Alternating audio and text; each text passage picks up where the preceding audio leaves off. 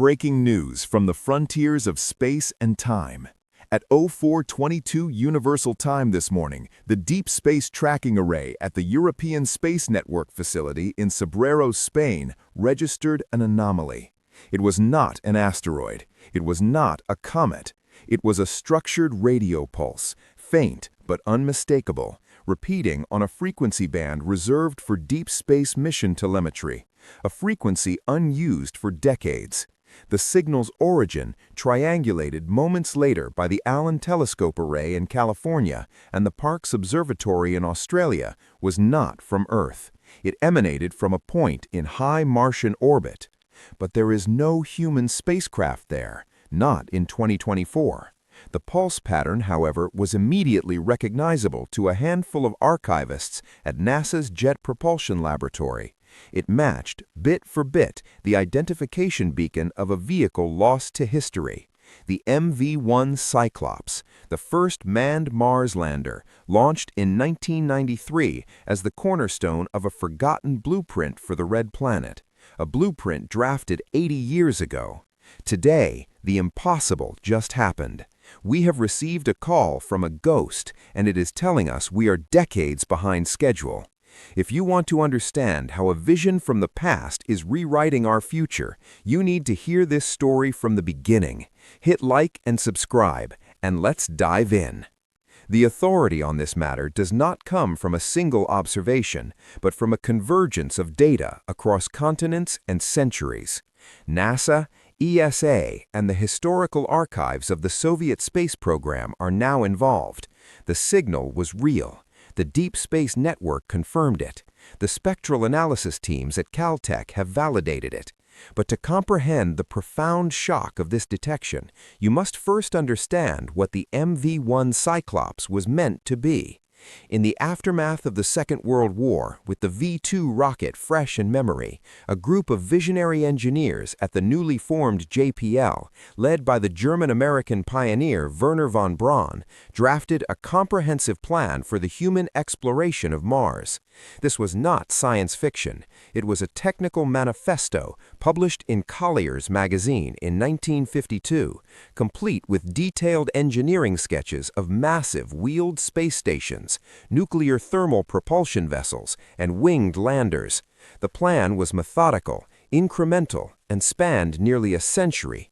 It began with a space station in the 1960s, a lunar base in the 1970s, and the first human mission to Mars by the mid-1980s. The Cyclops was the lander for that mission, a sleek, winged vehicle designed to glide through the thin Martian atmosphere and deliver a crew of 7 to the surface for a 12-month stay. But history took a different turn. The geopolitical chess game of the Cold War prioritized the Moon as a symbolic prize. The Apollo program consumed the budget and the vision. The comprehensive, step-by-step Mars plan, requiring sustained international investment over decades, was shelved. The Cyclops never left the drawing board. It was a beautiful phantom of a future that never was, until this morning, when its specific, complex telemetry signature echoed across 225 million kilometers of void. Our chronological breakdown begins not with the signal, but 72 hours prior, with a minor but puzzling disturbance. At 11:17 UTC, 3 days ago, the seismometer aboard NASA's InSight lander, sitting silently on the Elysium Planitia, registered a tremor. This in itself was not unusual. Mars is seismically active, but the pattern was a sharp initial P wave, followed by a complex S wave signature that suggested not a random tectonic slip, but a series of small, precise, and sequential impacts. The data was automatically relayed to Earth via the Mars Reconnaissance Orbiter. In the daily data deluge, it was flagged as anomalous by an algorithm and filed. 24 hours later, the context camera on MRO performed a routine pass over a region called the Terra Serenum. Comparing the new image to a baseline from one Martian year ago, another algorithm detected a change. A fresh, shallow depression, approximately 15 meters in diameter, with a peculiar, smoothed-out morphology. No ejecta pattern typical of a meteorite. The coordinates were logged. Still, these were isolated data points in a planet of mysteries. The event cascade began 11 hours before the signal. The M-Vane orbiter, which studies the Martian atmosphere, detected a sudden, localized spike in ultraviolet emissions at an altitude of 180 kilometers above Terra Serenum. The emission lasted for 4.7 seconds. It was not a solar flare interaction. Solar activity was minimal. The MAVEN team at the University of Colorado Boulder initiated a standard diagnostic review, suspecting an instrument glitch.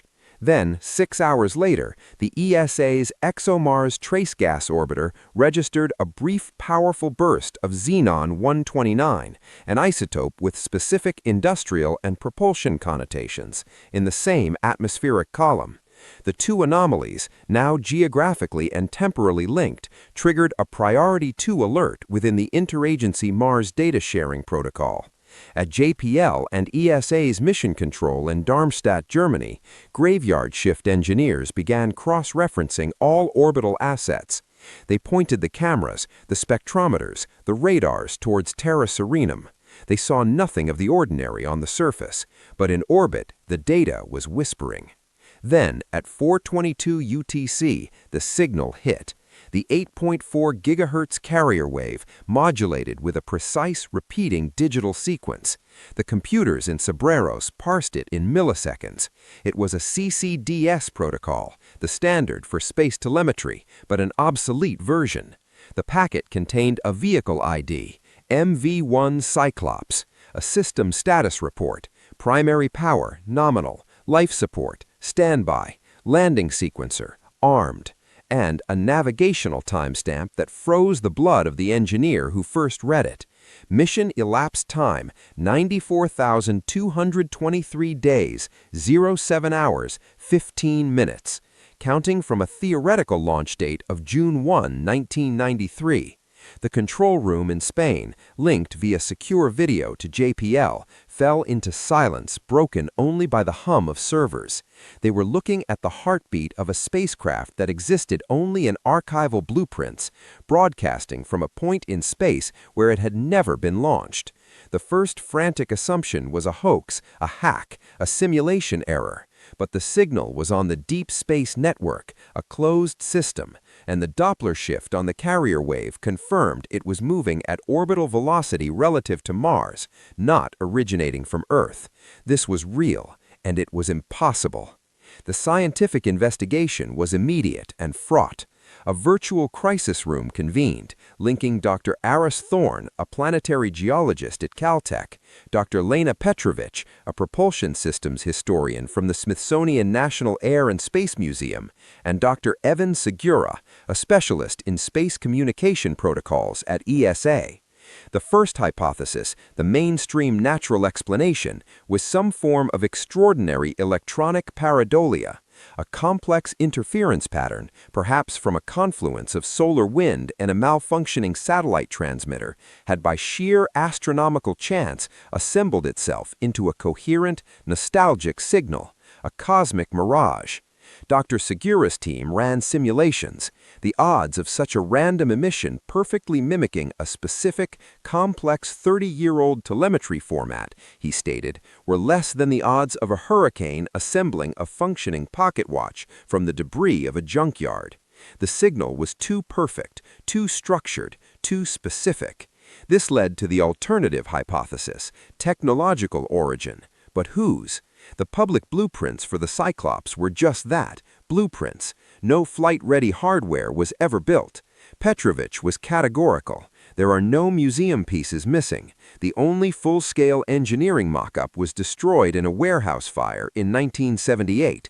The digital design files from that era are on magnetic tapes we can no longer read.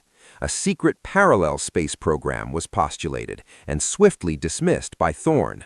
The scale, the budget, the launch infrastructure needed for a manned Mars mission in the 1990s could not have been hidden.